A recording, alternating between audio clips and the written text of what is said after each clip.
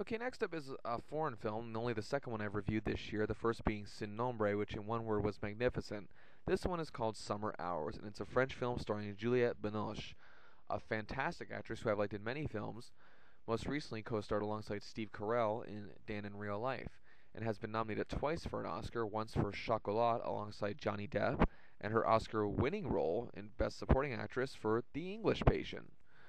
As the story goes, it's about a mother named Helene who is now 75 years old, and she is joined by her family on her birthday at her countryside estate. Her three children, as well as their own families, all make the trip. One child lives in the U.S., the other in China, and only one has remained in France. She has two sons and one daughter, and they are all happy to see their mother, as we can plainly see in this film.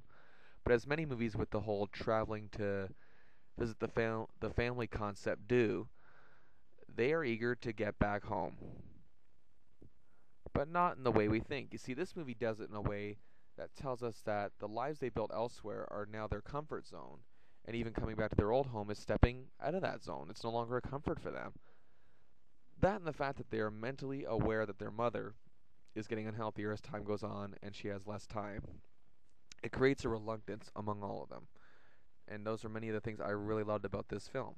Is played by Charles Burling, hopes to keep the house in the family. However, after Helene dies in less than a year, the family reunites to organize their mother's affairs.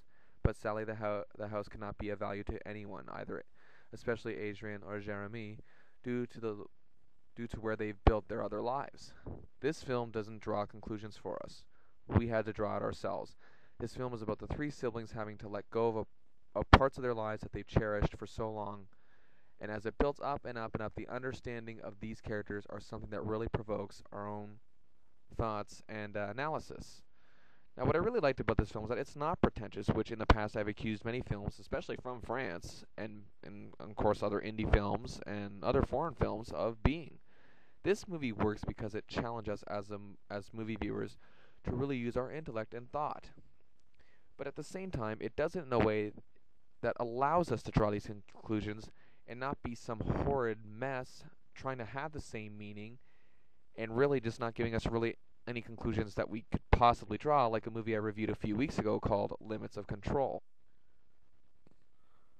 I really enjoyed Summer Hours, and if you're a fan of foreign film, you'll love it too. 3.5 stars out of 5.